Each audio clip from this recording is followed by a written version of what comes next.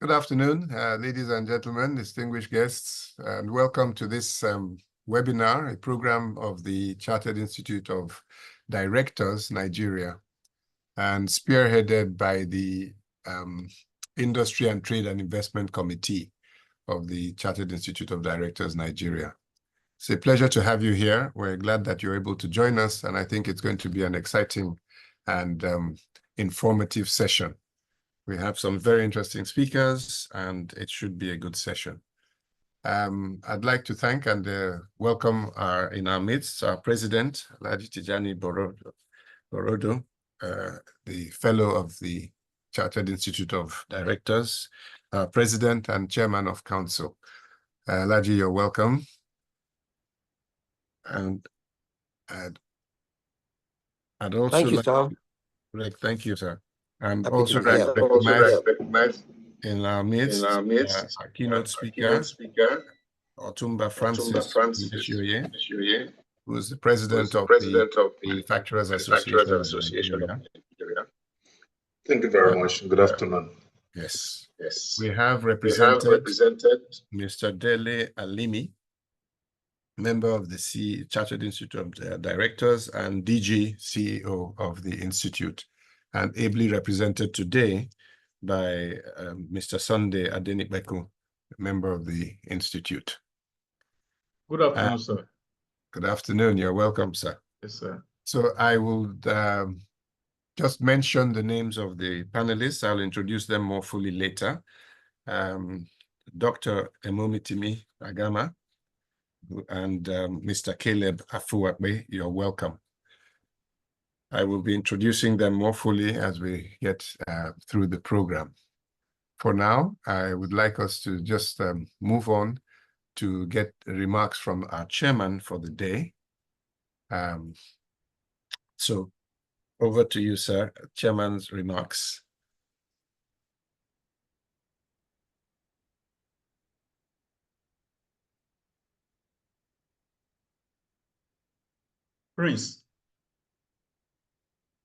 Prince Dapo Adedegon.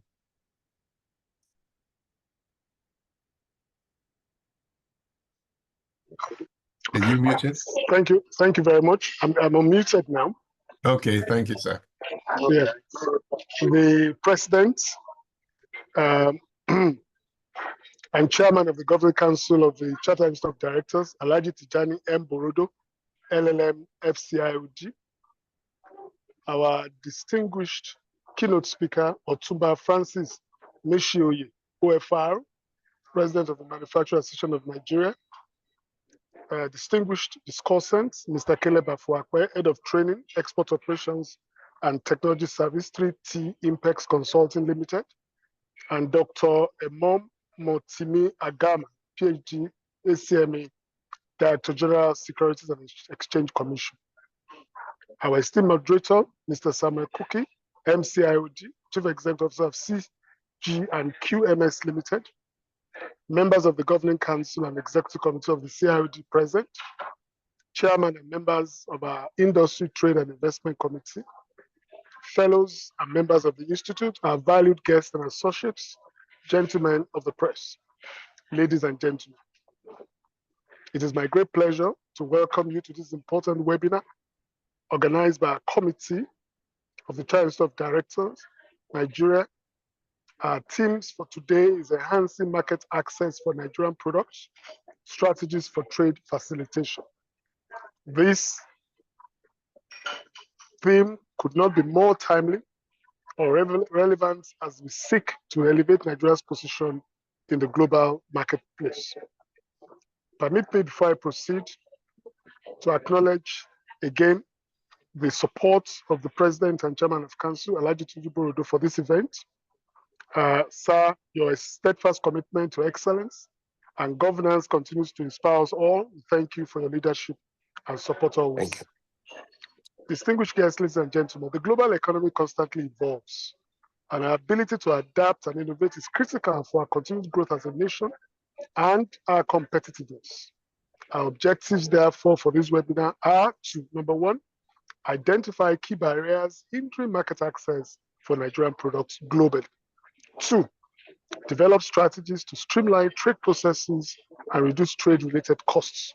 3, to enhance the coordination among stakeholders, to facilitate trade and promote export competitiveness, and finally, to promote capacity building initiatives that empowers Nigerian exporters with the necessary information and skills and knowledge for international trade.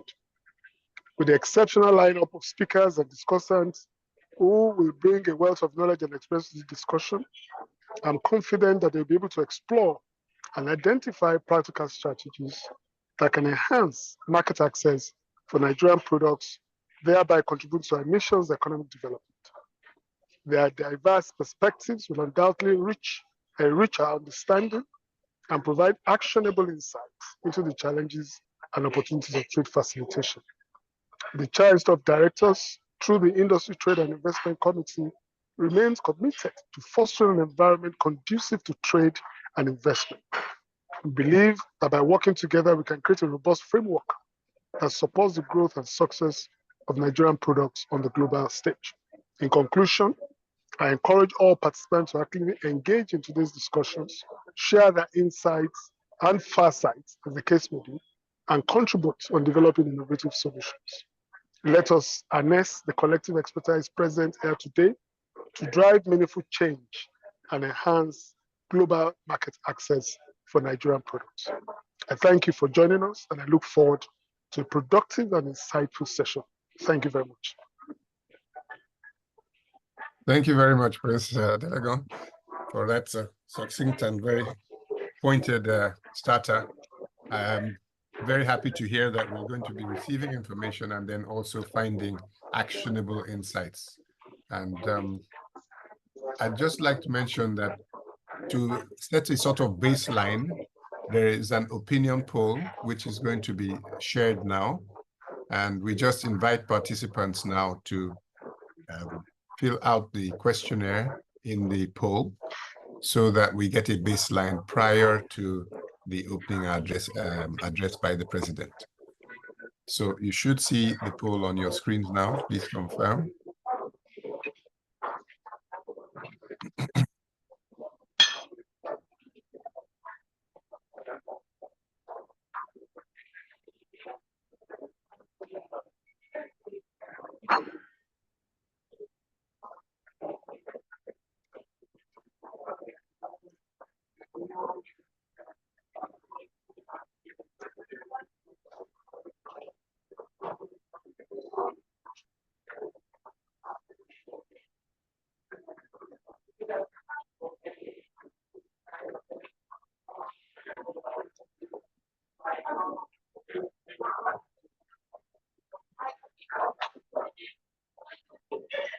Just 4 questions.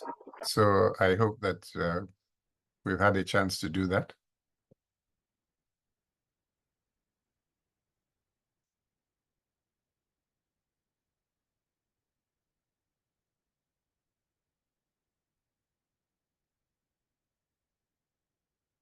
All right.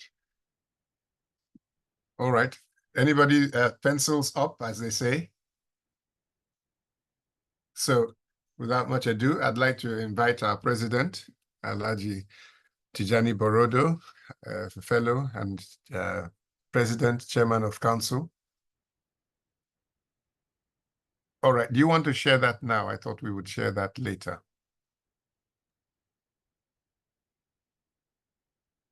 I thought we would share that later.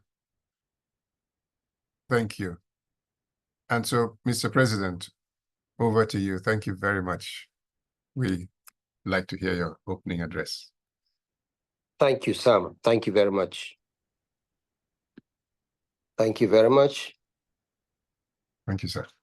Our distinguished keynote speaker, Otumba Francis Moshe, OFR, President of Manufacturers Association of Nigeria, MAN.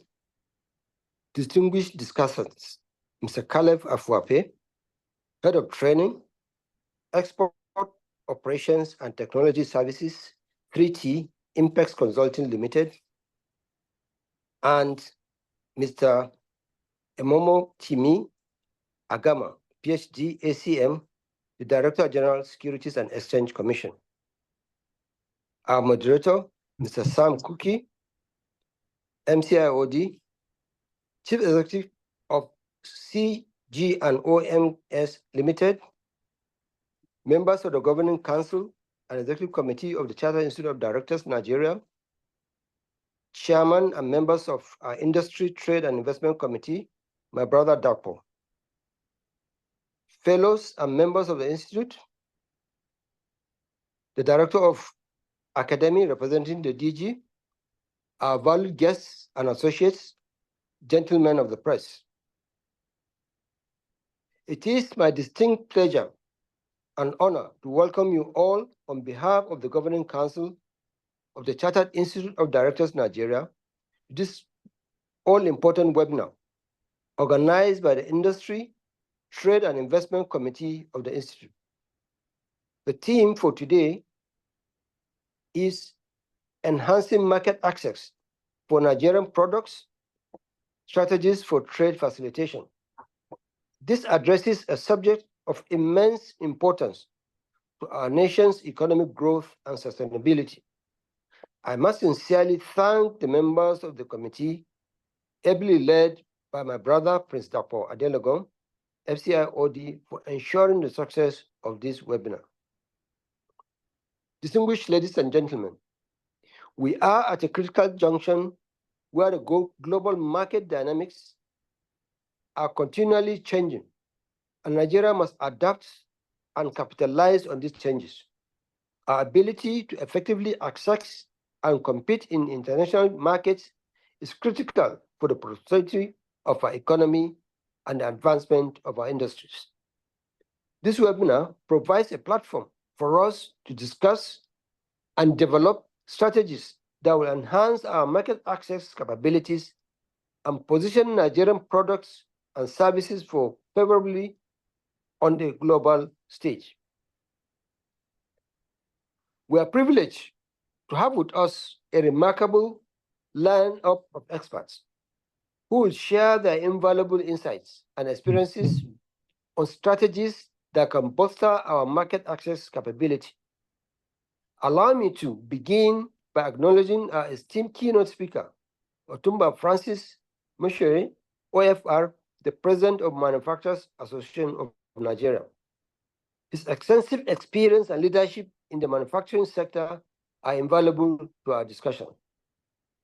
We eagerly anticipate his perspective on the challenges and opportunities in enhancing market access for Nigerian products. We are also fortunate to have two distinguished discussants joining us today. That is Mr. Caleb Afuape, Head of Training, Export and Operations and Technology Services at 3T Impex Consulting Limited, and Mr. Timi Agama, PhD, ACM, the Director General of the Securities and Exchange Commission site. Their diverse perspectives and wealth of knowledge will undoubtedly enrich our discussions and provide actionable insights that can be translated into tangible outcomes. I would like also to recognize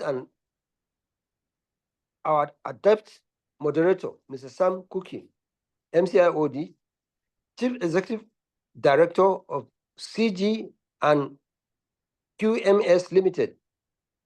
With his vast experience in corporate governance and quality management services, he will skillfully guide today's proceedings and ensure that our discussions are productive and focused. As we navigate the complexities of global trades, we must develop and implement robust strategies that enhance market access for Nigerian products. Our nation's potential in various sectors is immense, and by delivering effective trade facilitation, we can significantly boost our competitiveness on the global stage. This involves not only improving our export capabilities, but also addressing infrastructural bottlenecks and regulatory challenges and capacity building for our entrepreneurs and businesses. The Chartered Institute of Directors remains committed in fostering an environment where trade and industry can thrive and where our members can lead with integrity and excellence. We believe that by working together, we can create a more prosperous future for Nigeria, where our products are recognized and sought after at the international markets. I'm confident that today's deliberations will yield valuable recommendations that can be translated into tangible actions. I encourage all participants to actively engage in these discussions, share their perspectives, experience, and collaborate on developing innovative solutions to the challenges we face today.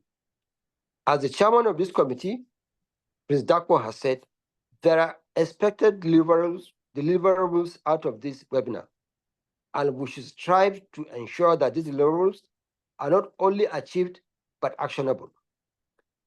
Ladies and gentlemen, I want to thank you most sincerely for listening and joining us today, and I look forward to a fruitful and engaging event. Thank you very much. Have a good afternoon. Thank you. Thank you very much, sir. Thank you. And thank you, excuse me, thank you for pointing us once again to the need for identifying recommendations that will lead to actionable items. As you mentioned in your speech, Nigeria has shown potential for a long time, and for some reasons we haven't got the environment to help businesses thrive. You also talked to us about developing strategies as a conscious thing to position Nigerian products on the world market. And of course, that happens in a setting where the world markets, the global markets dynamics are challenging and changing. Thank you very much, sir, for those, and I look forward to hearing them picked up both in the keynote address and in the discussions that will follow. Thank you, sir. And so on our program, Thank you very much. yes. So on our program, the next item is the keynote address itself, and that will be delivered by the distinguished keynote speaker, Otumba Francis Eshoye. We're very lucky and privileged to have such powerful speakers today. Otumba is an interesting person. His background started in accounting and business administration. He's been Chartered Secretary of Administration. He's been involved in international management and law. And he's currently a director of DMG Limited. And so he's got that as his background. But along the way, he's done many things. He's chaired organizations and sat on boards. He currently chairs the highest governing body of the Manufacturers Association of Nigeria, having sat on various of its committees on the way up. In 2023, he was recognized as Lagos State MAN Man of the Year, received an award for that. And he then also has pivoted into pure business from accounting. He has an MBA in technology, marketing, and business strategy, as well as an MSc in international management. So we have a versatile professional with us, and he's involved also in investment and advisory and portfolio management. So without much ado, I'd like to call on you, Otumba, to give us your keynote address and stimulate us in creating market access for Nigerian products. Over to you, sir.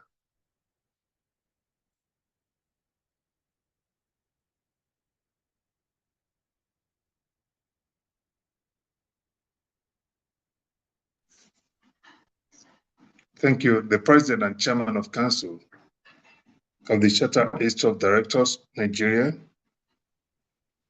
Ajit Jani Borodo, distinguished discussants, Mr. Afwakwe and Mr. Timi Agama,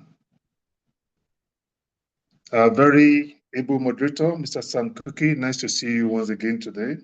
Thank you, sir. Members of the Governing Council of CIoD, distinguished members of the ESCO of CIoD, Director General and CEO of CIoD ably represented, and the Chairman of the Committee for Investment, Trade and Investment Committee. Other distinguished ladies and gentlemen of the press, I say good afternoon. Let me first start by commending the leadership of the Institute for organizing this value-adding webinar. I'm thankful for inviting me and giving me the opportunity to deliver the keynote address. Clearly, the topic is apt and very timely, especially considering the prevailing economic condition of Nigeria, the recent surge in trade rallies sweeping across continents, and the need to remove the barriers to trade, to strengthen the global value chain and upscale productivity and trade volume. I agree with you. There is no better time to actively deliberate on strategies to enhance market access and simplify our trade practices rather than now.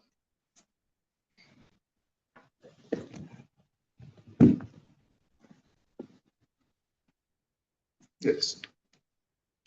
For information, Nigeria loses $4 billion annually due to port inefficiency.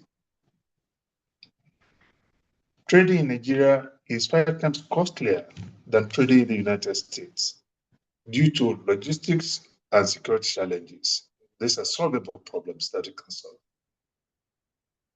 Over 70% of Nigerian agricultural and food exports are rejected abroad. Why?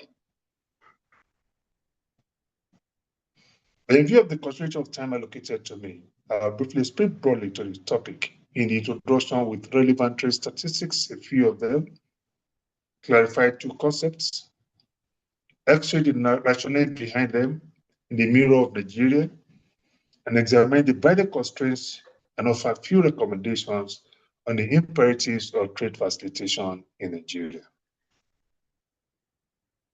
All over the world, trade is undoubtedly an essential economic lever for countries to boost their wealth through accrued net export revenue. It provides opportunity for countries to access markets for products and services that are either limited in supply or unavailable to them.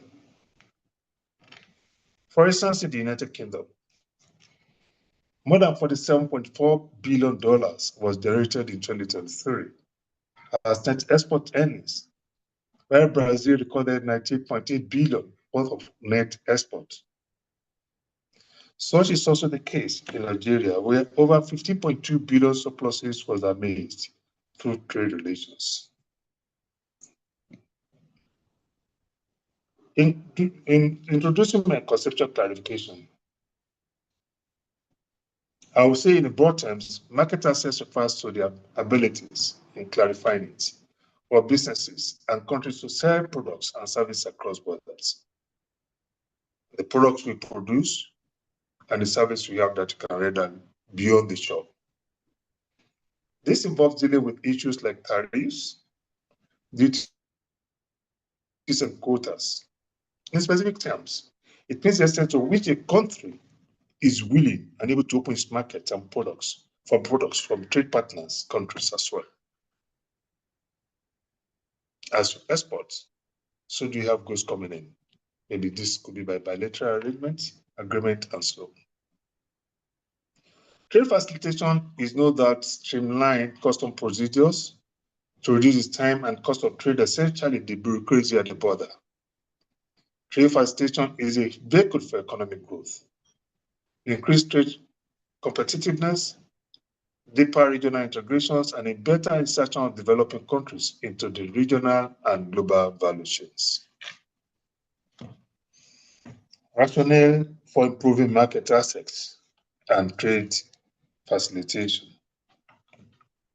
Distinguished ladies and gentlemen, from the conceptual clarification, it is crystal clear that enhancing market access and simplifying trade procedures will afford countries the opportunity to improve their trade performances and reduce vulnerability to external shocks.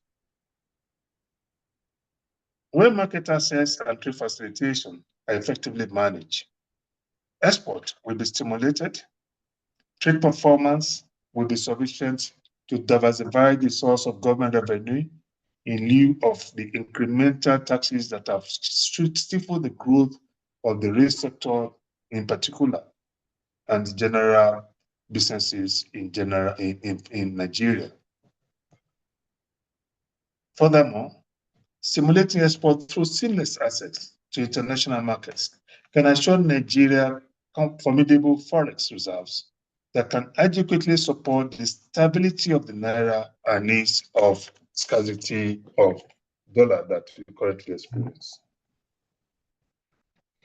I'm hopeful that this presentation and our conversation today will initiate homegrown strategies for boosting our forex reserves that have depleted from a record high of $62.1 billion in September 28 to $34.2 billion in June 2024. Additionally, Nigeria's chances of fully leveraging on the African Continental Free Trade Area, which is projected to boost the Nigerian economy by $50 billion, will depend heavily on the readiness of the country, ease of access to frontiers markets, and the fluidity of trade facilitation. Already, preliminary trade had commenced under the AFTA through the Guided Trade Initiative, which was launched last week, where companies such as Dangote, Flour Mills, and Tolaram are set to fully tap from the diverse opportunities the agreement that offers. Hopefully, Nigeria's shares of intra-African trade of 4.2% in 2023 will be increased to over 15% by 2027, other things being equal. I therefore implore all participants of this webinar to fashion our strategies that will enable our companies to leverage AFTA for improved profitability. I'll say a few of the binding constraints because the president and chairman of the council have mentioned quite a number of things. So because of time, I will only mention to you. Distinguished ladies and gentlemen, speaking from manufacturing sector perspectives, market access and trade facilitation are still far from being maximized due to binding constraints like low competitiveness, minimum private sector engagement before trade agreements are signed, and other similar familiar constraints. We know of the infrastructures at the port, we know of the problems, security problems, we know of so many other things that are general knowledge to every one of us, you know, the taxation of so many things that really make it difficult for businesses to thrive and be competitive in Nigeria.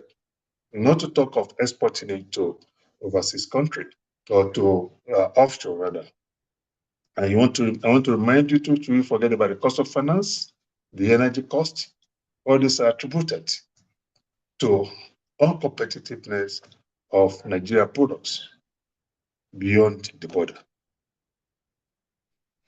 These constraints have contributed greatly to 160% plunge in Nigeria manufacturing exports from 2.07 trillion in 2019 to 778 billion in 2023, according to MBS.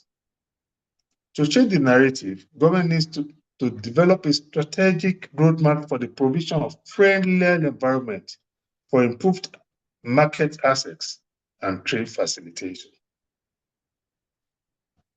I'll just mention a few recommendations and imperatives in view of the time allotted.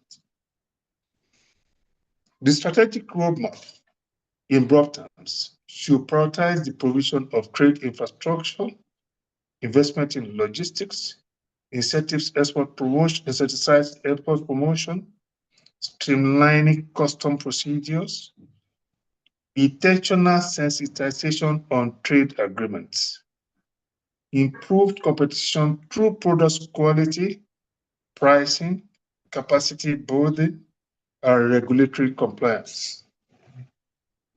Others should include simplified trade procedures, especially by fast-tracking the implementation of the national single window, providing affordable export, financing mechanism and insurance, leveraging digital platforms, global promotion of made in Nigeria products, intensifying market research and intelligence, establishing of trade missions for the exploration of new markets.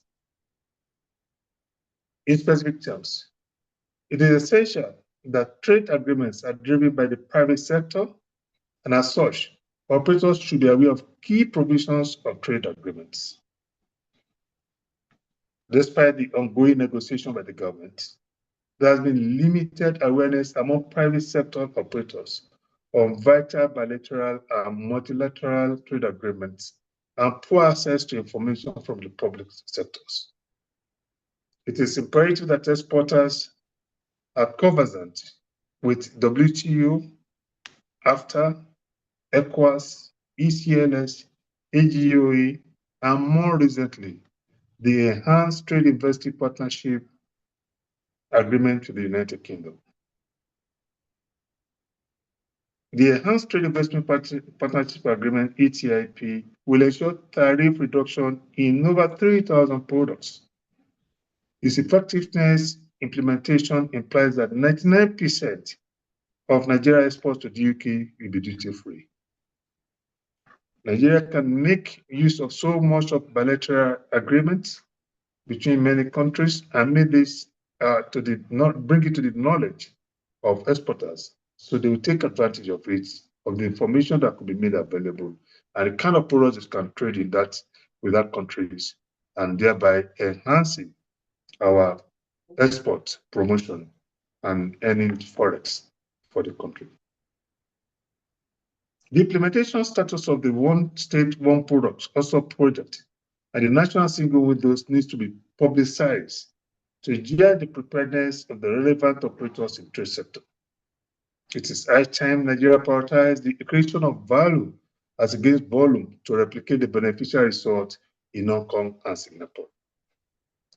You see, the awareness is very important because a person who has money, who inherited money, and is in an investment company and was never told, will be indifferent for the person who never inherited one, because both of them has no money in their pockets. The other has no money. The one who has no landlord that even has money somewhere waiting for him to be used. The president mentioned the capacity building, and I actually agree with him in totality. It is important to have training of stakeholders, such as private sector operators, like I said. But of the NDAs, the ministry and the partner agencies too needs to be trained as to the essence of export in business. They should make trade facilitation rather than seeking for profit or increasing or pursuance of revenue generation. Exporters in particular, the experts need to be really trained. Staff of the embassies and high commissions should have that trade department that assist exporters in their pursuance of exportation. Also, it needs to synchronize the export process between the FDAs. The Nigeria Export Promotion Council, the Federal Ministry of Industry, Trade and Investment, Federal Ministry of Finance, and agencies amongst them that assist or exportation of products from Nigeria should have a common, a sort of a single window where information flow easily, and to remove the bottlenecks that has been experienced in documentation of our exportation process. In conclusion, distinguished ladies and gentlemen, I am hopeful that government will implement these recommendations and others that will be suggested today through our collective wisdom to reposition the Nigerian economy for gainful trade and sustained economic growth. It is my belief that during the other and subsequent discussion, we will be able to explore and expand much more on each of these points, so we can have good points which we can use to recommend to the government for implementation. I therefore implore all of us to feel free to participate actively in this interactive session, because I am convinced that the outcome of our interaction today will not only set the pace for the actualization of a $1 trillion economy that we hope for, that will also engender rapid industrialization and rescue millions of Nigerians out of poverty. I thank you all for attentive listening. Thank you. Wow, thank you very much. Thank you very much. Wow, this is Very rich. Very rich. And I can see see that this is going to This keep is us going to keep involved us involved through these through discussions. these discussions. You started You off with started the off with the setting the scene setting the scene and showing why there and is a showing why there problem, is a problem, how much we're how losing much we're losing as a country as a country nationally nationally when we look at when we look at ineffectiveness or ineffectiveness or inefficiency inefficiency of the order of of the $4 order billion. of $4 billion. Very Very significant. And significant. And if you think if that, you think as that you said, 70% of our 70% of our food and food agricultural and projects are agricultural projects rejected are at destination, that too is a major, major, major loss. major loss. Something about. Agreeing with you fully, sir, that trade is an economic lever and that it provides opportunities for all of us.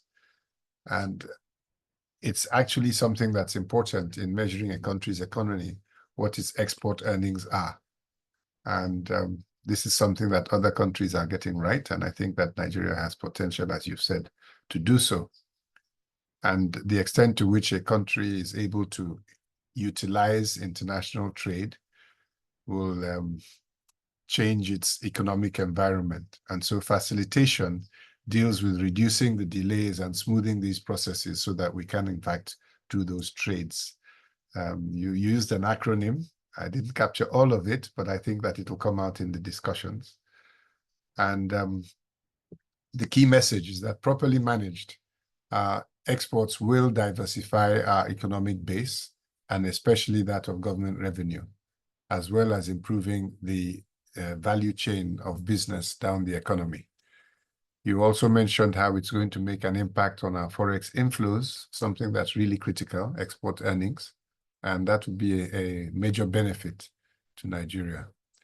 You touched on international trade agreements, particularly the African Continental Free Trade Agreement, which has just started, and the recent kickoff in Nigeria, albeit 2 years later than some others, but it's a start. And I hope that in the discussions, we'll be able to explore how that actually turns out so that it's not just a beginning, but an example of what is going well. You mentioned also how the private sector has been missing in the preparations for engagements in international agreements. And so they are signed sometimes without the full input of the private sector, who would have made relevant contributions to how that might turn out. So taxes, methodology, finance, and so on would have been considered perhaps with a bit more private sector input. You talked about the Nigerian revenues on exports plunging and how we need to make changes. I like the word specifically that you used, that we need a strategic roadmap to prioritize investments in infrastructure, in product quality, pricing, as well as simplifying the procedures, especially for reliable and affordable export financing. A very important point, the promotion of Made in Nigeria as a deliberate activity, and I hope we'll get to that in the discussions. And the need for our own exporters to be conversant with the external markets and the international channels and agreements under which they will be operating when they're exporting. You mentioned the, for instance, UK Enhanced Trade Initiative, which gives access to a very large proportion of Nigerian goods duty-free into that. You didn't mention AGOA, but there are agreements like that which our people actually don't know about. And so I hope we'll be able to talk about actionable ways of getting our people to know what opportunities are out there. The role of ministries, development agencies, very important. They need to be trained specifically so that their perspective is not just focused internally, but also that they have a coordinated perspective on how to improve opportunities in their industry and for the Nigerian businesses and exporters to become encouragers rather than limitations, and the need to synchronize their efforts. I don't know if we have people from some of those agencies here, but I think it would be very interesting to hear from them in the discussions. So to round up, a 1 trillion potential economy and very much to do to make progress on that.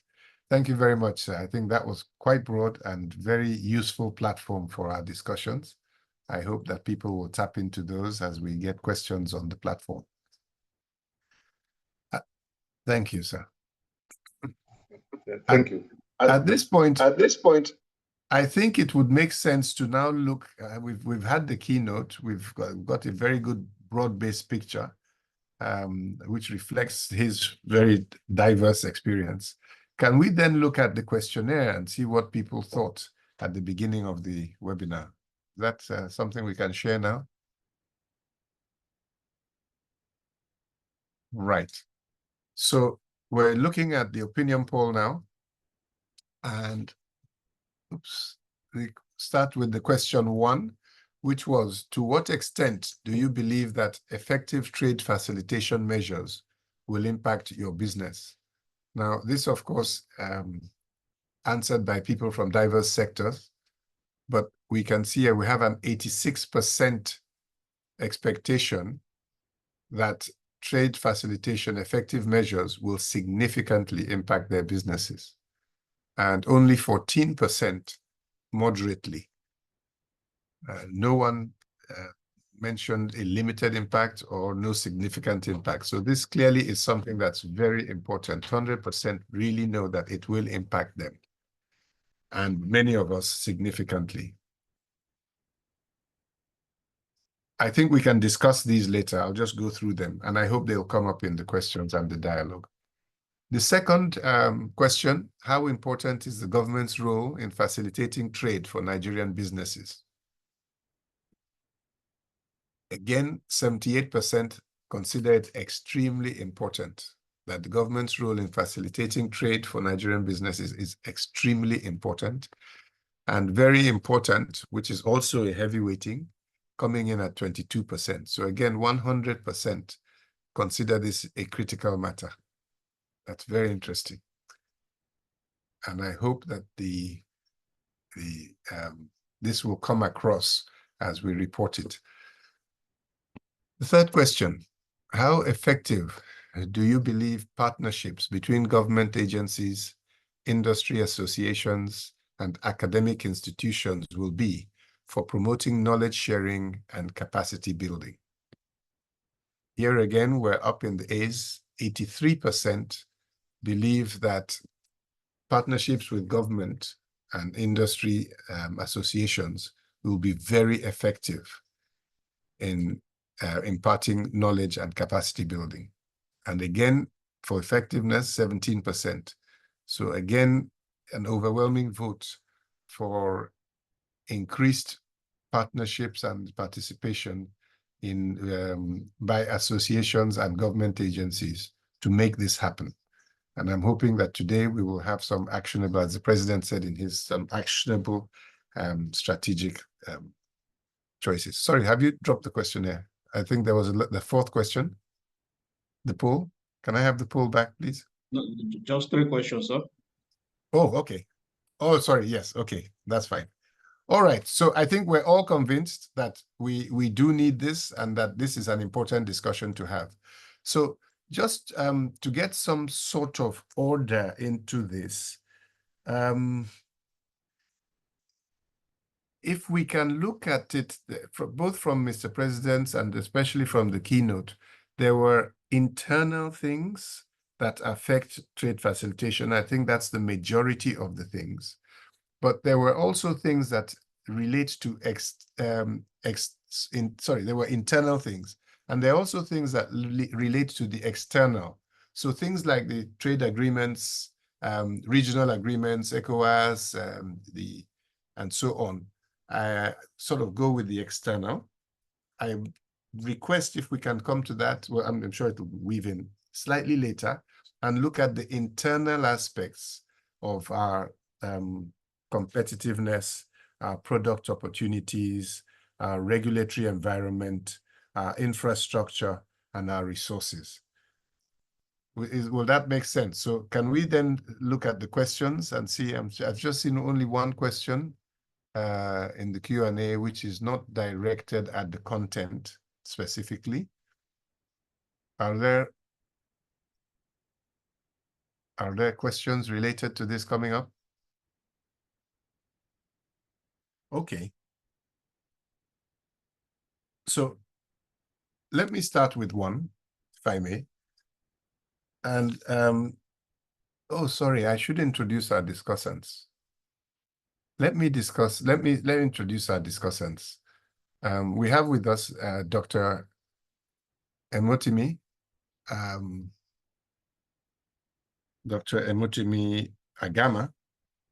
He is Director General of the Securities and Exchange Commission, and he's also another person with diverse background. And I'll read some of them, try not to take too much. Basically, he's a chartered management accountant. He's an economist, an investment analyst, and he's a chartered stockbroker and risk manager. He's been Nigerian managing director of the Nigerian Capital Market Institute, which is a subsidiary of the Nigerian Securities and Exchange Commission, where he, amongst other things, headed the registration, exchanges, market infrastructure, and innovation department. He was a member of the SEC committee on the adoption of IFRS in Nigeria and the SEC arrowhead for introduction of derivative trading in the Nigerian capital market. He has a PhD in economics and a distinction as well, where his PhD dissertation was titled The Impact of Cryptocurrency Operations on Macroeconomic Variables in Nigeria. So you can see he's very much up to date with all the things that are happening and the whole digitalization of currencies and economies. I'm sure we'll hear a bit more about that. He also holds the Advanced Risk Management Certificate from the University College London, and is an associate member of the Certified Fraud Examiners, senior fellow of the Risk Managers Association. So he's led various initiatives in Nigerian SEC, including serving as project manager for the Nigerian Capital Market Master Plan running from 2015 to 2025. So a man of diverse experience, Dr. Agama, you're welcome. Good. And then we have with us also a practitioner, industry practitioner. Always good to have people who are involved in the business with us. And Mr. Caleb Afuape is currently the head of training of the export operations and technology services in an international trade consultant at 3 Timpex Consulting. They're the foremost international trade training and consulting company in Nigeria. So they prepare people for the topics we're dealing with. He was at one time head of the trade execution unit of that firm, and later moved on to head the trade logistics unit for more than a year and been working on the trade environment. So he's familiar with the various infrastructure bits, the ports, the processing, and so on. He's knowledgeable in the handling of trade transactions, both for domestic and foreign, and in all the formalities, opening of forms, proceeds, repatriation of exports, opening of forms, and all that. So it's a delight to have him with us because we have that practical angle as well, somebody on the ground who understands how it all works and how we can address those challenges. So again, thank you very much, Mr. Caleb, you're welcome. Thank you very much. Thank you very much. So we've had the keynote and we're now ready really to go into the meat of it, which is to discuss. I hope it's acceptable. Perhaps I should let our, I had started with a question which was coming out of the keynote speech. And we're talking really about coordination among government agencies. Can we hear a bit more about what exists at the moment in terms of the agencies and their coordination, so that we can then look at what to improve? Can I put that to, who would like to take that? Let me see if anyone would like to take that, or should I put it to somebody? Yes, you're smiling, Mr. Caleb. So will you tell us about that? Okay, thank you very much. And it's a great pleasure to be here. First of all, when we look at the coordinations among agencies, from my experience, I can see there's a gap. There's a gap between agencies when it comes to I'll speak from the export processing point. Now, for example, if you look at the customs, the other inspection agents, you can see a little gap in their processes. Now, recently, NAFDAC, for example, came up with a policy that says before any food product is exported out of the country, the food products must have NAFDAC number. Now, currently, recently, we did an export out of Nigeria to the UK, and as at the point of exporting that product, then we got this notification that you cannot export this product because NAFDAC said you need to get a license for this product, which was not communicated in any channel before now. And some other agencies are not even aware of it. So those are the gaps that I feel, when we look at synergy among these agencies, when an information or a regulation is passed, there should be a seamless flow, so that we not have these bottlenecks when an exporter is actually trying to export. Thank you very much. That's very interesting. Now, is there no existing platform for such coordination? Currently, there is none. Great. And that's why when I think the president spoke about when we look at the cost of exportation. Now, one of the things based on the objective of this program is we need to come up with a form of platform. Now, the single window, for example, should have been a very the single window portal should have been a very fantastic platform where all agencies can key in, so that when there is a request from an exporter for an export project, each agency can key into that platform and do what is necessary without any delay. But currently, there is no platform for that. Okay, thank you. Well, I think that's something we have to put down as an action point. Can I come to you, Dr. Agama? If we look at, we're looking at the products and the process, but can we just take back to you, Dr. Agama, look at trade financing and things that relate to that? In other words, making it possible to even get to that point. Would you like to say a few words about the existing situation and the key things you think that might be important to happen? Right. Thank you for the opportunity to be here. Clearly, for the Commission and indeed the capital market, ours is to provide a bridge between the challenges of financing and the non-existence of financing at all. For us at the capital market, we look much more at long-term financing, which is actually a very critical element for trade financing and indeed exports business. When you speak to trade financing, clearly, the question would be, could the capital markets become the savior behind, for that particular sector? Because the big challenge that has existed over time is the ability of exporters to be able to muscle funding for their businesses.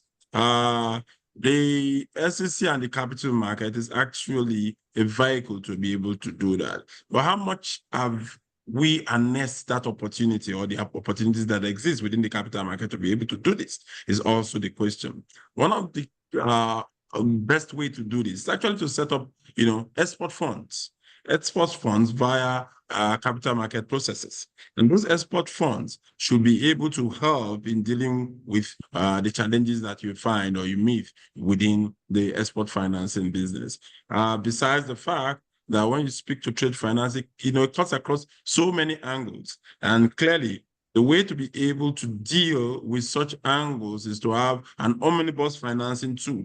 And that omnibus financing tool is what is expected or needed to be able to drive that process within the trade, financing of trade facilitation process. So I think it is time for industrialists, for exporters to begin to look at the ways and means of, assessing the capital market to be able to deal with this challenge that is critical for any industrial development as it may be. Okay. Are there any questions from the floor so far related to this? No, not yet. Okay. Then two things. The president mentioned, the keynote speaker, Otumba, mentioned as he spoke, the cost of financing in terms of competitiveness. And I don't know if you'd like to say a few words about that, the both internal, the cost of financing, and then perhaps whatever is being done in terms of other opportunities, Afrexim Bank and so on. Can you just touch that, please, for us?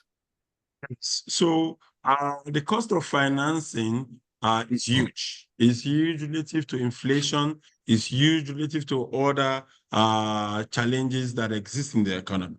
However, the cheapest source of financing is actually the capital market, because with the capital market, the level of interest rates and all other encumbrances that will naturally bring about a high cost of financing is a bit reduced. But what is very, very important and which is useful for my administration is that the challenge of cost of financing also has to do with time and time to market. And that is one thing that we are trying to deal with at the SEC, to cut time to market in order for industrialists and exporters to be able to access funding via the capital market through the various processes that will help them do that. And like you already are aware, an individual can't come to the capital market. It has to be a company,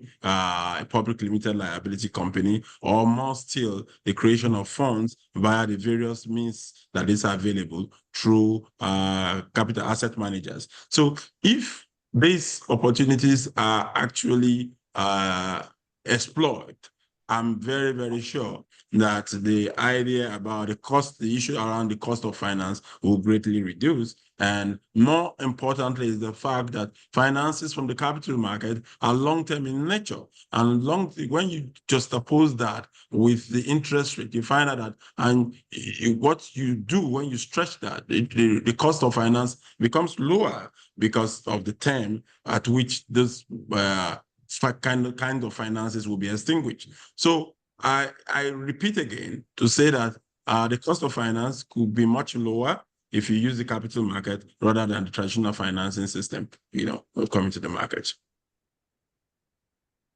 Yes. Okay, thank you. Otumba, I just wonder if I can come to you as the MAN.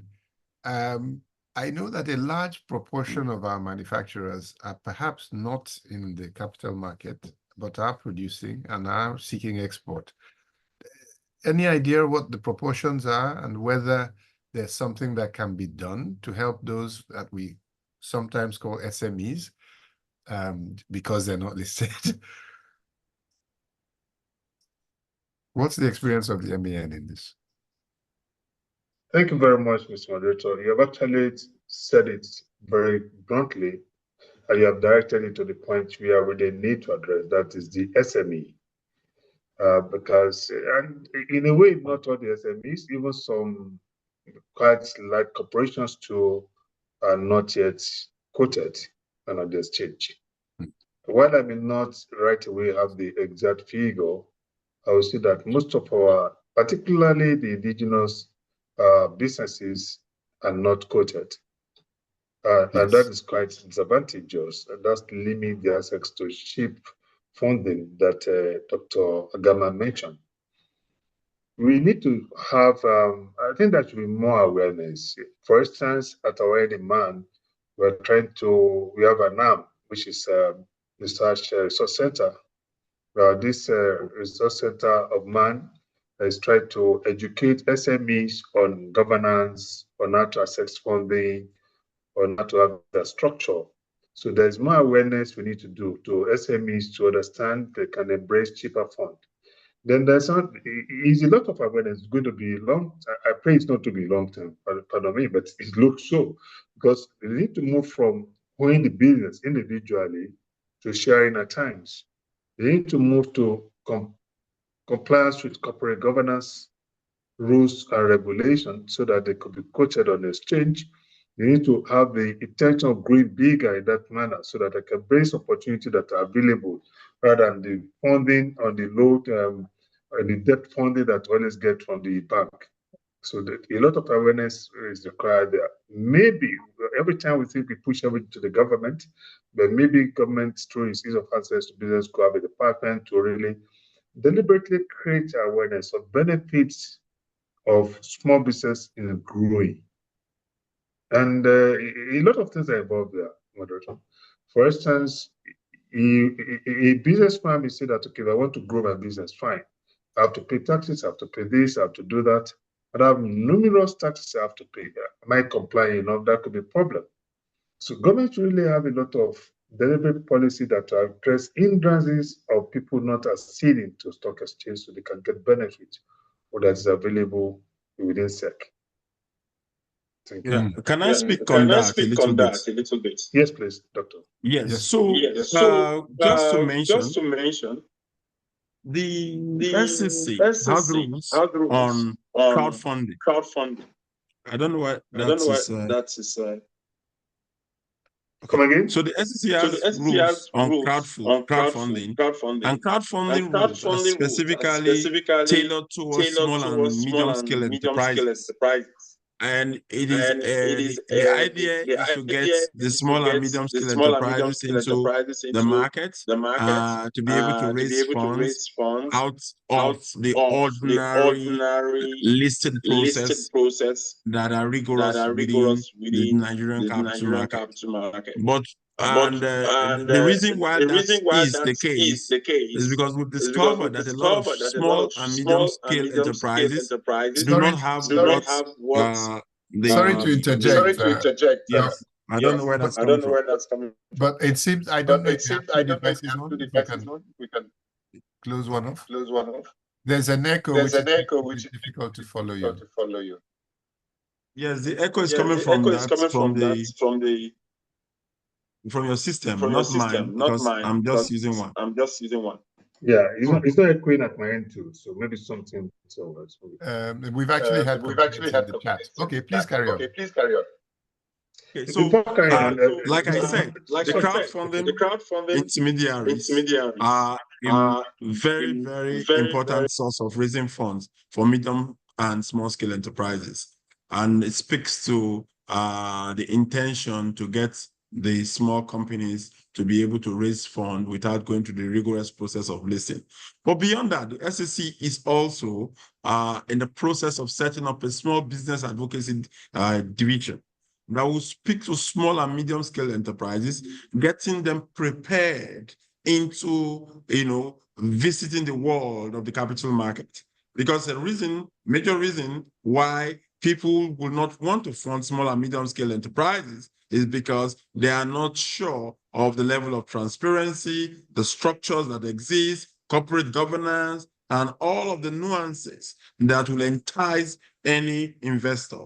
So we think that some of this are happening, not because the small and medium scale enterprise do not intend to come to the market, it's because they really don't know. So speaking again to what the president of MAN says, it's more also about, educating people, getting across to them and letting them know the opportunities that exist. And that's one of the major reasons why I agreed to come for this event, because it's also an opportunity to tell people, look, there are opportunities that you can actually latch on. And with those opportunities, when you latch on them, you see clearer and you know exactly what to do. And it's very, very interesting to note that we have a lot of large companies, big companies that have actually not been able to access the market or do not even know that they could access the market for cheaper funds to enable them grow and become better. As we make mention of that, the point about democratization of wealth among companies is very, very critical, because once we remain a one-man business or a family business, you won't have that opportunity. Coming to the capital market provides you the visibility that you need to be a better company, better institution, and a growing institution. So the capital market is a place where you have those opportunities to thrive and become bigger institutions and more trustworthy institutions. So for us at the SEC, it is a current SEC of receiving feedback, being able to engage, because we would certainly want more persons to come to the market, because Nigeria has a population of 219 as an estimate, and I can tell you that of all of these persons, the desire is to invest. But do they know where to invest? Do they know how to invest? The place that gives them that opportunity to invest is the capital market. Because once you are hidden, you will not be seen. All the Nigerians I know, especially within the age bracket of the millennial, like we know today, are all seeking for investment. And you spoke to the fact that I am a cryptocurrency enthusiast by virtue of my education, which is clear. Today, Nigeria ranks number 3 in the world amongst adopters of cryptocurrency. And who are these people doing? It's the young ones. How do we get these young ones into industry? How do we get them into investment in industries, into agriculture, into manufacturing, into areas that are hitherto not appeared, exciting? This is what we're talking about. And we have that opportunity now to deal with. And we hope that we'll be able to get it. Okay, Doug, I think you've hit some important points there, but isn't there in some way some progression? Are we going to list so we export, or are we going to list so that we have a productive environment in the first place that people can depend on? We are going to list to be able to raise more capital, yes, to be able to become more attractive, to be able to be more transparent, to be more constructive, to have good governance. It is the essence of listing. And when you do that, you access funds cheaper. That is the point. Okay, so that's essentially, I mean, that's a great pitch for corporate governance and proper business processes. But again, given that we have a large private sector of small and medium businesses, many of which feed into the listed companies because they are vendors and suppliers to them. Let me ask Caleb, as a practitioner, can you just outline some of the critical skills, the knowledge areas that Nigerian exporters need to know before they get into that side, and then for them to export and be competitive? What are some of the critical things they need to know? Because it seems that there's a gap even in the knowledge of our own business people. Okay, thank you very much. There are some key areas that I feel exporters, both those who are existing and intending exporters, need to know. And the first part is the area of market access. How do you access the international market? How do you get buyers? Because one of the key areas of export is that you have the product, but the most important aspect of export is someone who is going to get that product off you.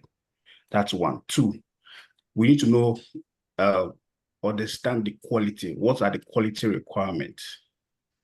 Because every country has its own quality requirements. Europe has its own quality requirements. The UK has its quality requirements. Sorry, the US has quality requirements. So is other countries. So we need to understand what are these people demanding from us in terms of quality. Then the third part, we have to look at the documentations involved. What are the paperwork you need to get? Is it certifications? In order to access some certain markets? Is it Europe? Is it Asian market? Is it the US market? What are the documents that are involved? That's how we call it paperwork. Then also we have to look at pricing. Pricing also is one of the key areas that exporters also need to watch out for. Now, we know currently in Nigeria, the inflation is eating up a lot of, is actually making prices to be unfair to people that are exporting. So, and the international market, the prices in the international market do not change, irrespective of the inflation that is plaguing us as a country. These prices are static. And if at all these prices will move, other countries who are exporting similar products become more competitive than us. So we also need to look at pricing. Then we also need to look at the risk, because everybody that wants the exports will definitely want the inflow back into his account.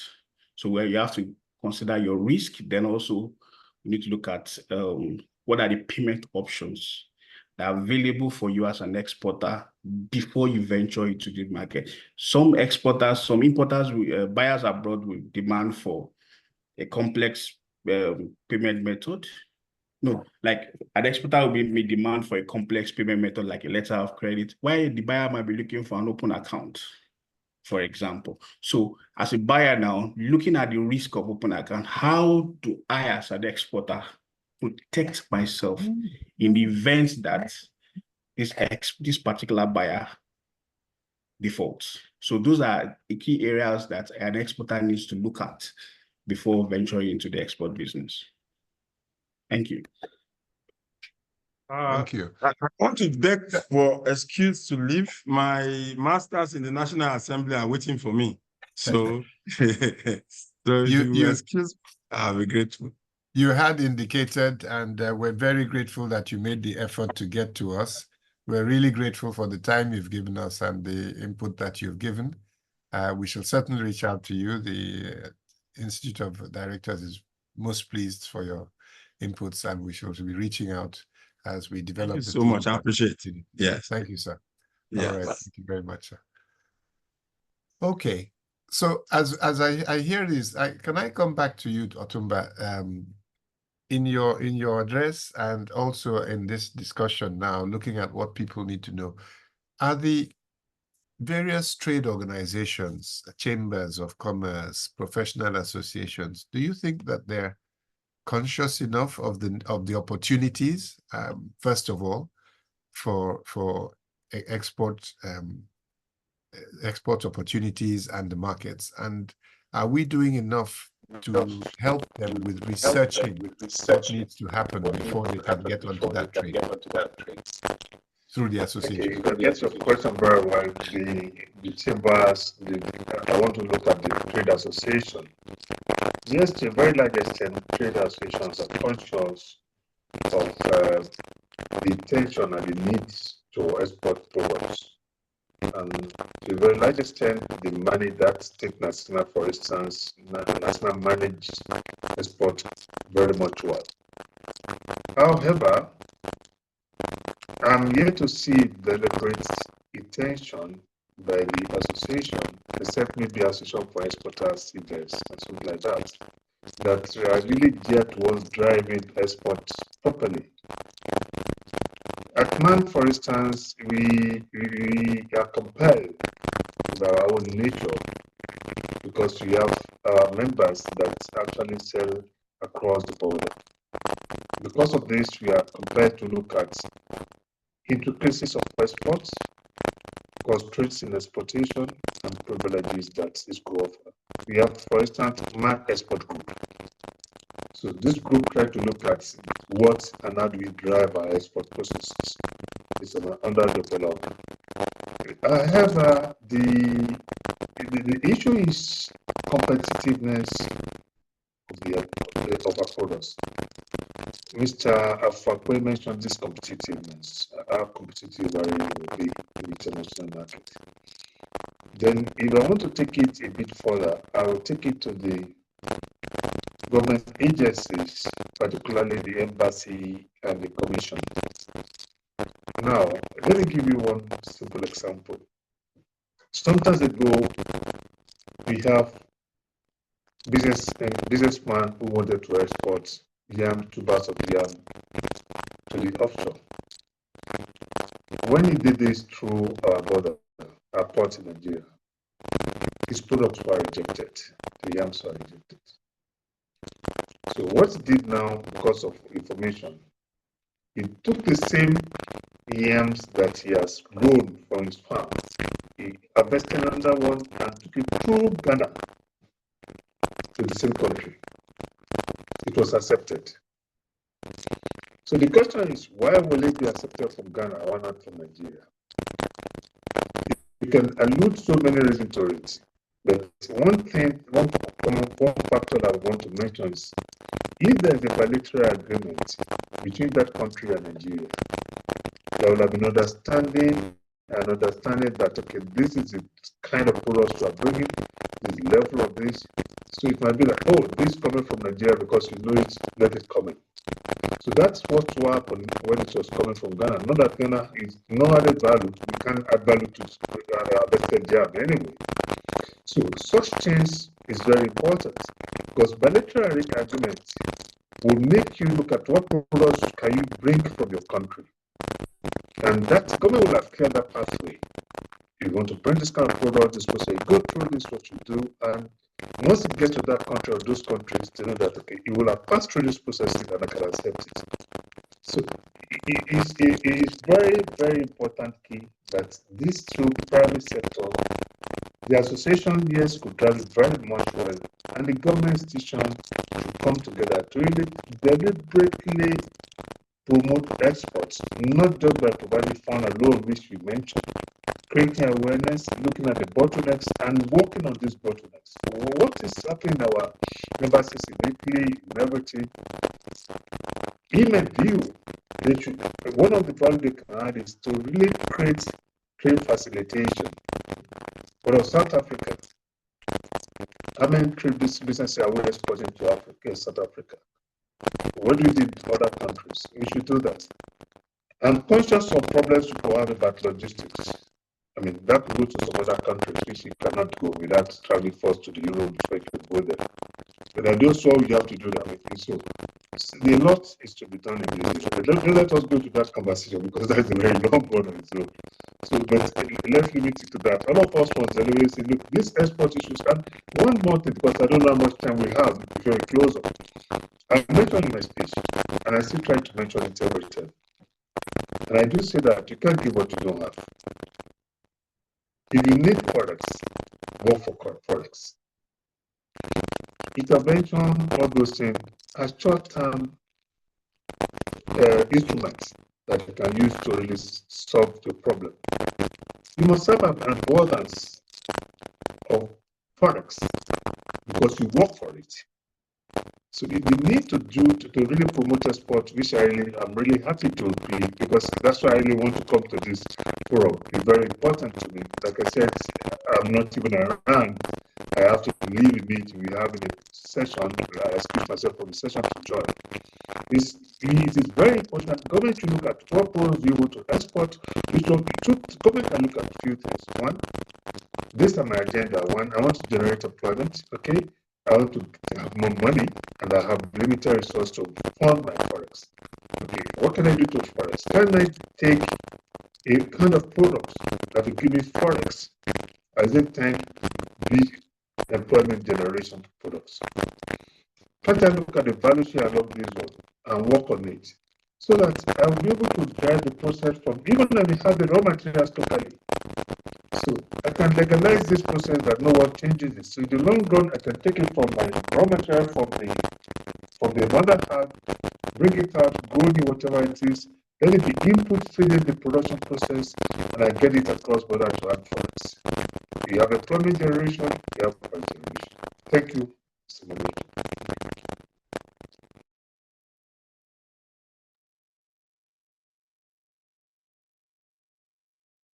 I can't hear you. Sorry, that Okay. better? I'm sorry, I didn't realize I'd done that. Yes, I had some very interesting threads coming out of that, especially your example where a product goes through, is transshipped, and then gains access. A number of questions there, but it touches on aspects that I think we can explore. But let me start with the function of the embassies you mentioned. Is there, for instance, a trade desk typically in a Nigerian embassy abroad that Nigerian businesses can approach for market information on a target market? Does that exist at the moment?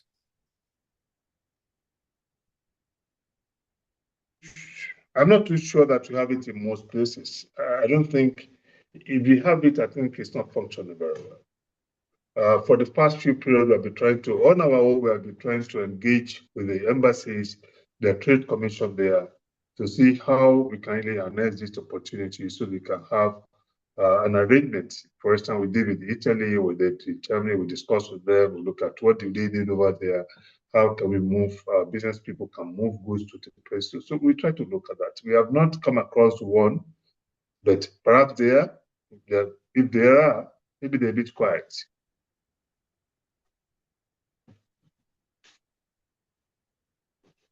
You are muted. I don't know why this keeps happening. I'm sorry. I was I saying think maybe you are muted by the person. network of some sort. Yes, I was saying that I'm aware, for instance, again, Ghana, the example you gave, but in my work across West Africa, I've seen that Ghana, for instance, does do that, so that if you wish to move things to a particular market, they will give you, as a Ghanaian company in Ghana, information and prepare you for that access. And I'm aware that they have actually carried Ghana companies to international exhibitions and trade shows as a way of promoting Made in Ghana. I'm asking then, is this something that we think we can strengthen here for Nigeria, our flag-bearing embassies, to encourage our people to understand the markets they're going to, what product opportunities there are, and how to access those markets? Is that something we Yes, I agree with you. I will agree with you, moderator. I know Nigeria Sport Promotion Council does this a lot, and for instance, when they travel to Egypt, they encourage people to go.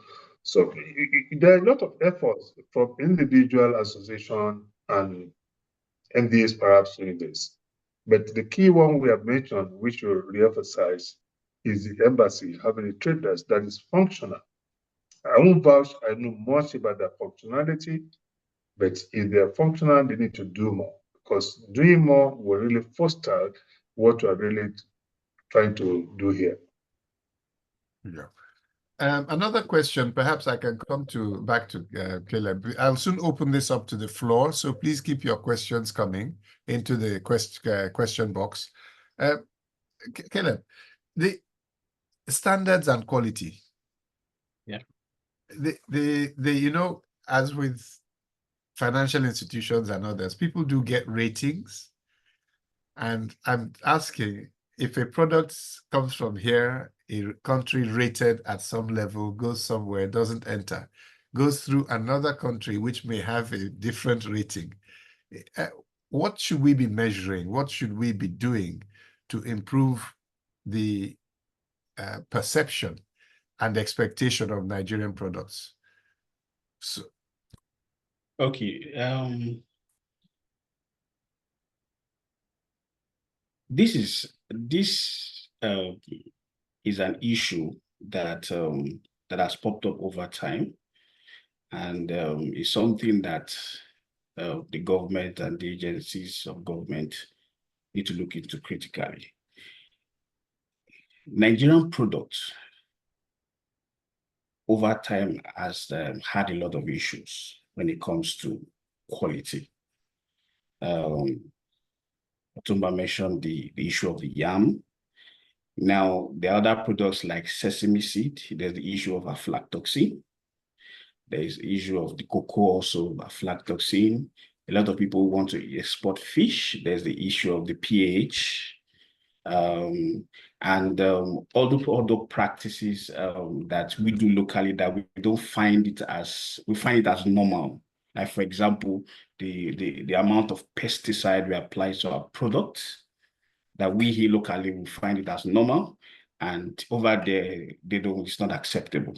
So when it comes to product quality, now, the initiative of NAFDAC now, for example, initiative of NAFDAC is a laudable initiative, which I think they need to scale it up. Every product that is leaving Nigeria needs to be inspected. Currently now, if your product is a lot of products that goes out of Nigeria, they don't because of the level of quality, they don't, if your product has NAFDAC, it's not like it's recognized outside. But having a NAFDAC number gives you the basics when it comes to product quality. So NAFDAC as an agency needs to work with other agencies abroad to ensure that any product that is certified having a NAFDAC certificate or a NAFDAC number should be accepted. That's why when you see the issue of products leaving Nigeria, going into Ghana, and those products will fly into those countries. But when the products are coming from Nigeria, is rejected. The reason is because Ghana has been able to prove themselves in terms of quality. Products that are leaving Ghana has to be inspected by the Ghanaian Standard Board to ensure that those products that leave the shores of Ghana are not products that are inferior. So if in the next 6 months, products that are leaving Nigeria, there are no issue of quality, there are no rejections, gradually, over time, we begin to build that credibility in the international market. So kudos to NAFDAC, but I think they need to step up and do more to ensure that no product leaves Nigeria without certifying that this product is good. Okay, thank you very much for that. But Otumba, can I come back to you? Manufacturers Association, that we're talking about, let me say, natural products. Can we look at manufactured products? Can we look at printing, for instance, as an industry, printed manufactured products, furniture, building products, and so on? What are we doing to make sure that we have both products that can go out and also that we have a consistency? Because when you finish, do your form work, form paperwork, open your documentation, the material goes out, and it's a manufactured product now, not a natural one. And you go out and you find that some of the books you supplied were a certain size, and some of them were 5 mm shorter, some of them were hinged differently, the pages. What are we doing to make sure that our manufacturers, even for internal consumption, are producing to a consistent, dependable, contractable standard?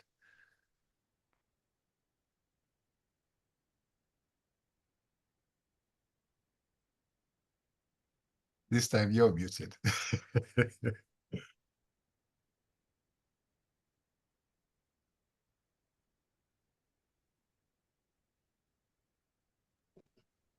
Yeah, thank you once again. Yes. Like I said, you made it a bit broad. We talk of both offshore and within, so which is very good. We have agencies whose duties are to ensure quality, be it food, be it products. In this context we are discussing, we talk of SON and other similar agency. To me, if STM functions and actually they're doing very, very much well, I mean, they could do better. We'll have quality products, either for local consumption or for exportation. But since our theme relates to export in particular, I would still say that why the individuals, the businessmen want to export. They derive joy in expectation, let me tell you. And we have a lot of unrecorded export that goes out of Nigeria through borders. Some of our members will tell us that, well, why don't you have a product in Lagos? Say, no, my product is not in Lagos, but it's around there. Then my products, you can find my products in Nigeria Republic and other neighboring countries. How do you do it? You say, I don't sell there.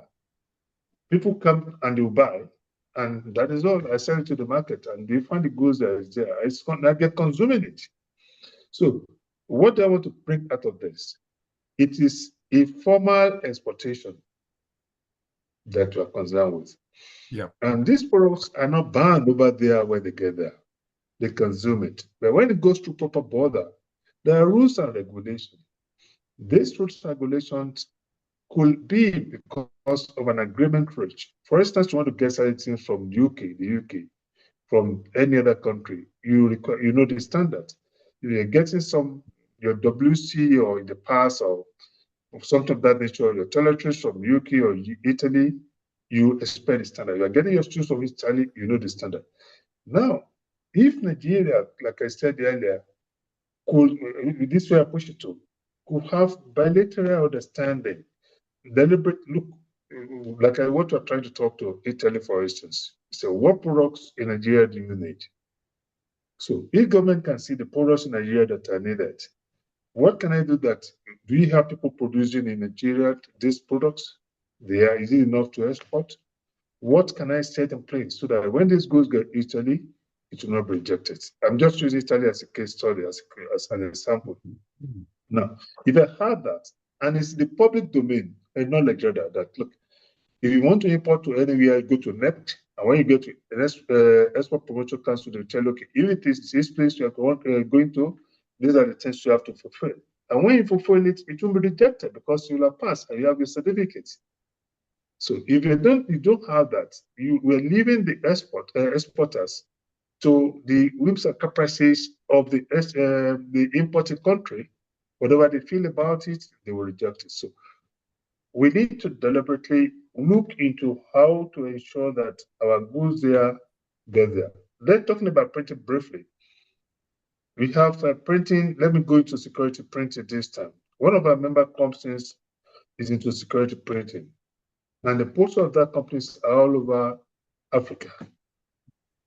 So, and because the company cannot do that without going through established processes and procedure. That's why it was accepted. So some of our experts do not understand this process and procedure and did not know what to do. So knowledge enlightenment is important in that area. So we have 3 points I've mentioned.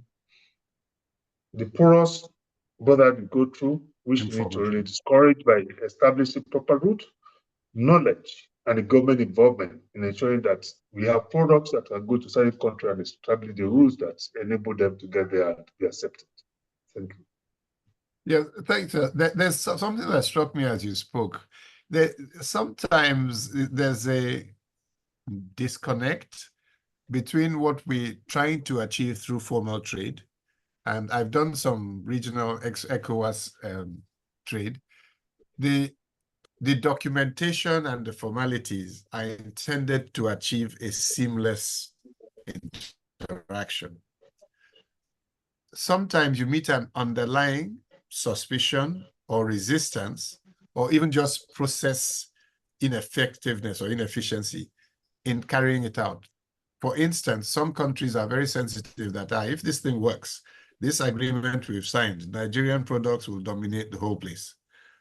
So although the agreements exist, there's also, one senses sometimes an underlying resistant to implement it fully because of other socioeconomic considerations. How do we try to move our socio-political environments to align with our international contracting decisions, African trade, ECOWAS, and so on, with the government decisions? You see, like I just said, it has to be, there are a lot of non-tariff barriers. I mean, some are pronounced, some are not pronounced. And if there's an agreement between the countries, you find that most of these regional agreements will let you know that there will be no discrimination between the goods that come from certain countries to their countries. So this is what could enable this kind of a thing to happen. So if you have non-bilateral agreement, it will help a lot, because it will have bring enlightenment to the countries where the goods are going. They will have agreed to what goods that can come to that country. Perhaps at times, the government will have known if there are resistance, subtle resistance in acceding to such an agreement. Because most of the exporters are not into that knowledge. They do not know how to go about it. So they need agency who is an intermediary that could really let them know what to experience in certain countries and where to really export to. Just picking up a question from the one or two questions I directed at you, sir, Otumba. Yes. Requesting MAN to organize a sensitization program to promote interagency collaboration. I think that's a request coming out of the floor. And another one is there easy access to information on the Manufacturers Association and how to get information on members of the association so that they can reach them? Thank you. There's an interagency. Let me take it from the back. Yeah, you can access our data. You can get information from the association headquarters, and we are uploading more members' lists on our website. Okay. Now, for the interagency, which is very important, we have been doing that in the past, but we are doing it more overtly. About 2 weeks ago, we just had concluded a summit, the manufacturer summit, and here agencies and government MDs were there. And during this discussion, we are trying to see how they work. They do not work in silo, because we find most of them work in silo. So we are trying to bring them together so that they will have information flow. That instead of keeping your information to yourself, like I think Mr. Fakwe mentioned the one of NAFDAC when they said that, okay, you have to get NATA approval before you can do this. So we have said that this should not be. So we're trying to synchronize to bring them together so that they can have a common flow in disseminating the information. So a common forum for them, interagency in particular, might be ideal. And we can look at that and see if we can look at what could work with them. We want to look at maybe SON, particularly for the export growth. We want to look at SON, we want to look at NADAC, we want to look at similar ones and to discuss issue that relates to export in that. But currently, what we have done is to bring all the NCFDs together and discuss the common points that will facilitate business, manufacturers, and trades in general. Thank you. Thank you, sir. Well, let me ask for some contributions from the floor. You've heard these. We've gone across from product opportunities, competitiveness. We've talked a bit about regulation and standards. I think the one thing we haven't touched in detail, perhaps, is the infrastructure, which you mentioned in your keynote, and the need for strengthening that area.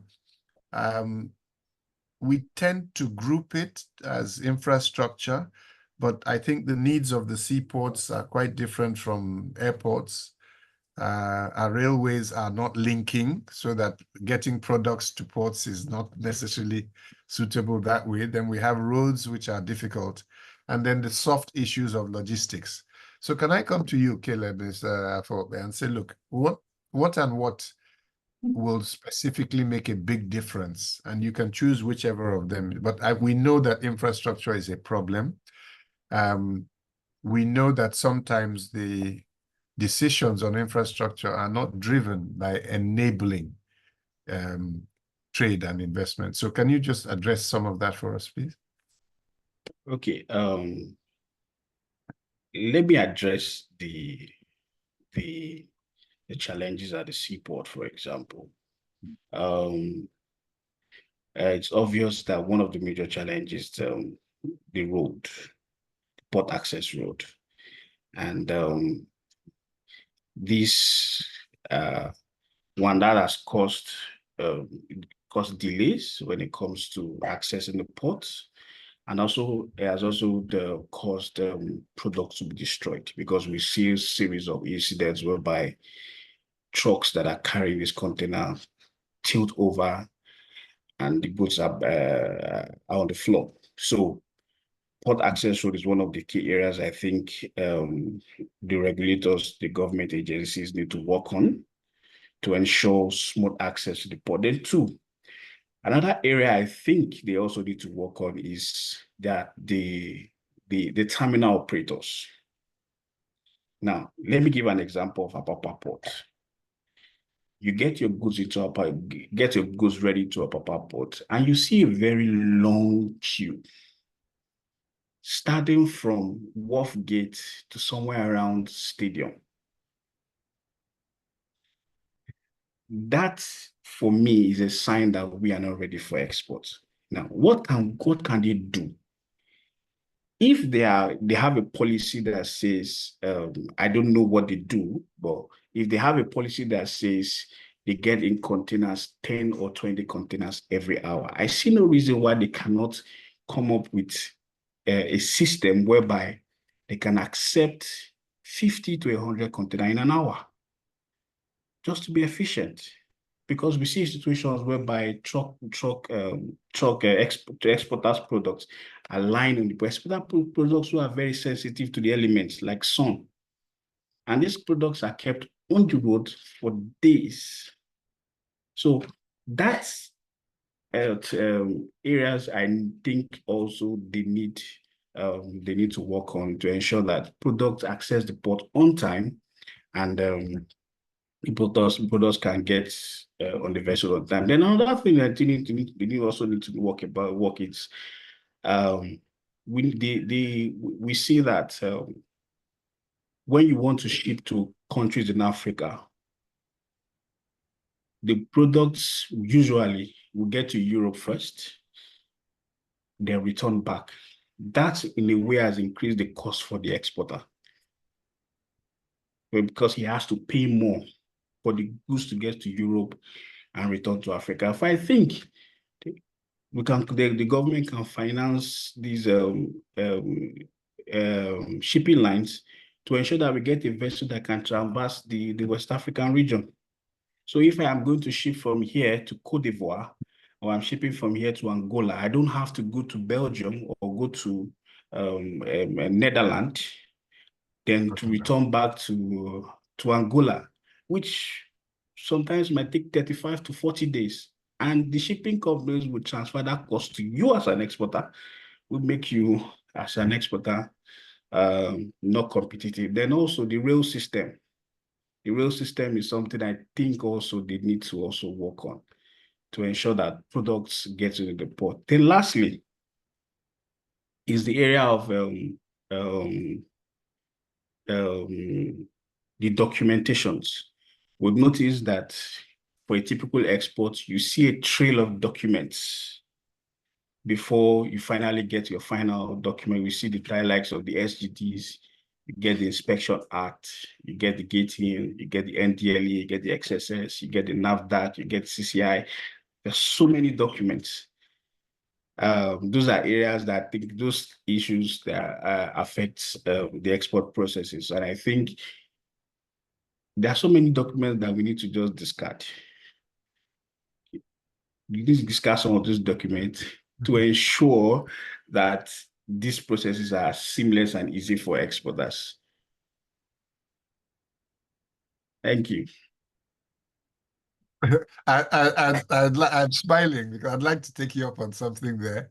Yes. What would happen if a number of these processes were digitized or automated in an extent that significantly reduced the human element, what would actually happen? Okay. It will make the clearance process faster. Now, let me give an example. You know, when we were discussing yesterday, we talked about having network downtime. That area, and the government needs to work on that to ensure that they have technological infrastructure to boost that the processes. Then another area I also need to look at is we have situations whereby you are going to an office for a for a particular document that you need to get from an agency, and the particular officer in charge is not in the office. Then you have to go back there the first day, the second day. I've gone to an office 3 times just to get the documents being signed, to get documents signed. So if these documents are digitalized, this officer, after inspecting the product from his phone, from any device, can authorize this product, this document. All I just need to go to the portal and get it and download it, without necessarily going to his office at every point to get him to sign his document. Just by a click of a button, he approves it. And the document, the whole export process gets to the next stage, which another officer also, with the click of a button, approves it, and on and on till the whole clearance process is complete. Okay, I think I smile. I think that's such an important area, actually, because again, as with the agreements, there's the agreement or the digitization, and we've seen this happen, for instance, with some agencies where the process has been moved up online, but for some reason you can never get online, and you still have to go to the office and go through it. So it's something that needs to be addressed, and I think the private sector needs to be. I'm hoping that the new Code of Corporate Governance for public sector will start to address some of this, because it starts to make people accountable for the processes and ways that they're doing. So I'm going to round up now. One quick question: how do people get to the organizations? The African Continental Free Trade Agreement, ECOWAS, they all have secretariats. This is a question I'm answering from the chat. They do have secretariats, and as many of them do have websites as a first point of contact. I'm sure that MAN's website is active, sir, Otumba? Yes, it's active. And it's active, and I can tell our office is on Wafemawolo Way, Ikeja number 77. But we have branches all over Nigeria. Most states have a branch there. You can get there. But like you said, after we have our office, we have coordinating office in Nigeria as well in Abuja. So, and people can access, manufacturers can come to us, and others can go through either NASEMA or Chamber of Commerce. Okay. So, well, at this point, I think we've covered practically everything. I really want to thank you very much, but it's not for me to do the thanks. Our DG, Mr. Alimi, was going to do the vote of thanks, and he's ably represented today by Mr. Sunday Adenipekun. So I'm going to hand over to him to thank you all very much for the contributions you've made. I think it's been a good learning experience. I think there are some key things that we can develop into actions, and I certainly think we've stimulated some thinking about understanding the markets and the products and the potential. And I think that will be good for businesses. So, Mr. Sunday Adenipekun, of the Chartered Institute of Directors, I hand over to you to say thank you.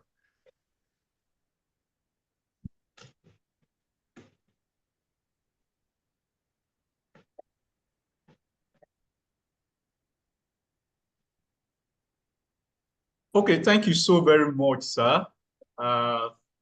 It's been a very interesting, engagement that we have had today, and I really do want to seize opportunity to appreciate every one of us that has contributed to it. Let me just thank all our attendees on this program. For without you, we wouldn't have been here. And so we really, really appreciate your time and of course your contribution. It's been very, very enlightening, and I believe that you have found it very, very worthwhile. Thank you so very much. On behalf of every one of us, I want to say a big thank you to the chief host, and that is the president and chairman of the Governing Council of the Chartered Institute of Directors Nigeria, Alhaji Tijani Borodo, LLM, FCIoD, for giving us this platform. We really appreciate your support and your passionate interest in the growth and development of our country. And that is one of the things that the Institute represents. At this juncture, let me seize this opportunity to profoundly appreciate our distinguished keynote speaker in the person of Otumba Francis Meshoye, OFR. Sir, thank you very much. We cannot thank you enough for sparing your time to be on this call today. We have found your contributions so enriching. Speaking from the strong pedigree and experience that you have acquired in the industries over the years, and actually speaking to what is happening presently. I want to say a big thank you to you, sir. We really, really appreciate your time. I want to believe, because when you were giving the keynote address, and in fact with other contributions, I was like, how I wish, you know, and I will still plead with you that you share your keynote paper with us so that we can share it with all the participants. It's so rich and it contains a lot of statistics that I believe will be so helpful to every one of us, regardless of what industry we might belong. Thank you very much, sir. Really appreciate your presence. I cannot but thank very eminently Dr. Emomotim Agama, who is the current DG of SEC. We want to thank you for your contribution, sir. Even though you were along the line, you needed to join one other pressing engagement, but we really found your contribution so worthwhile. And we thank you for enlightening us on the access to the capital market. You know, this is one of the areas that I believe most of our exporters will need to know about, particularly those who are involved in family businesses, even the big ones in family businesses, and even the small scale businesses as well. There is need for us to know that we can get cheaper funds in the capital market. And of course, if we democratize wealth, it's better for the business and it's better for us, and of course, ultimately for the country. So we really, really appreciate your contribution, sir. Thank you very much. I'd like to say a big thank you to Mr. Caleb Afuakwe. Your knowledge of that space, that is the trade in an investment and export space is so much that cannot be faulted.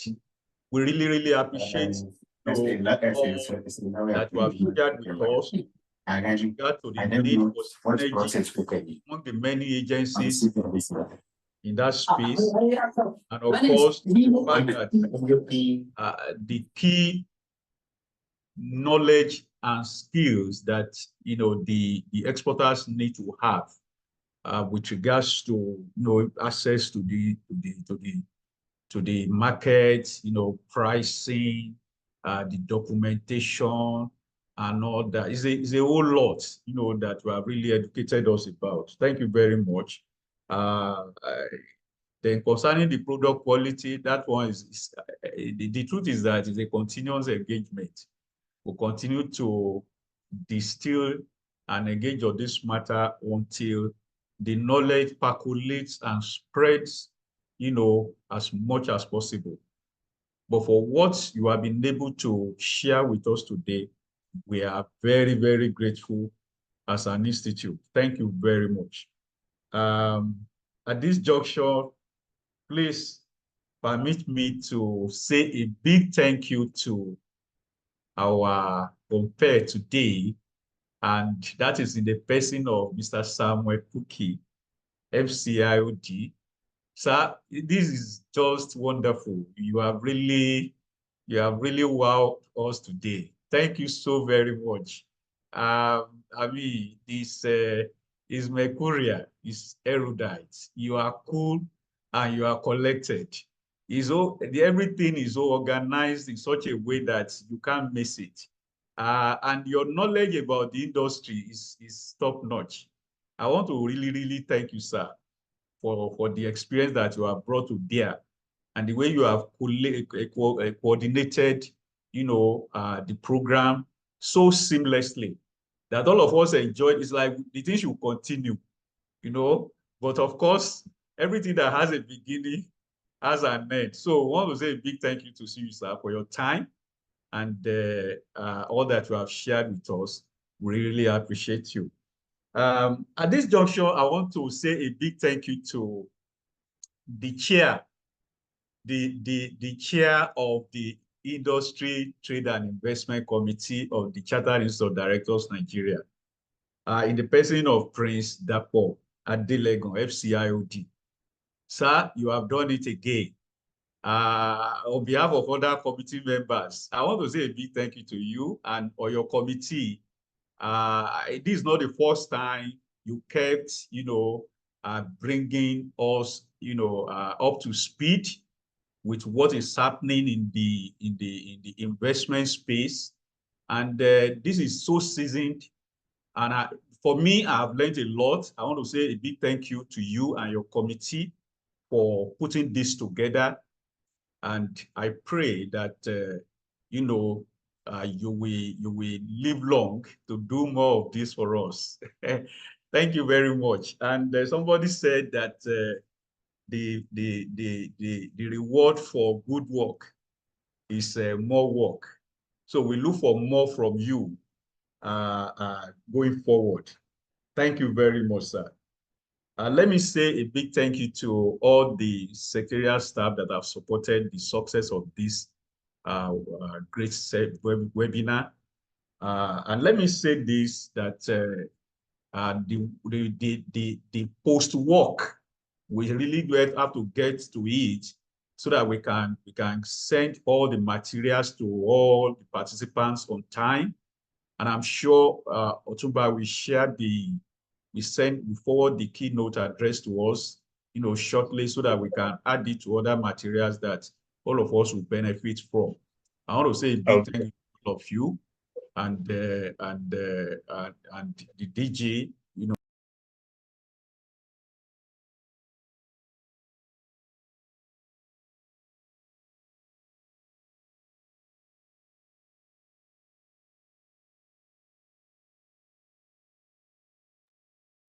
I think we lost the sound there.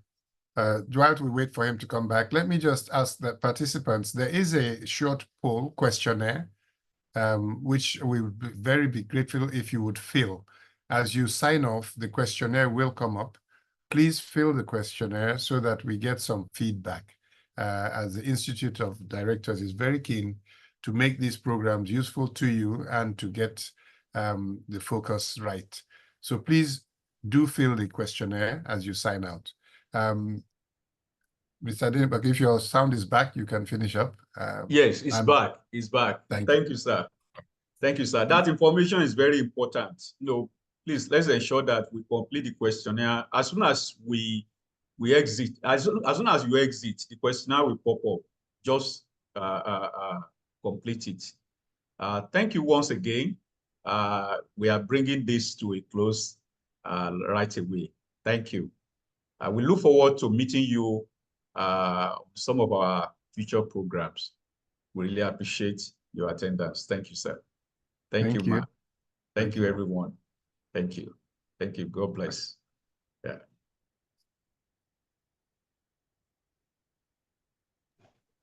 Thank you so much. Thank you for having me. I appreciate it. Bye. Thank you. Thank you. Yes. Thank you. Thank you, sir. All right, so end the webinar now.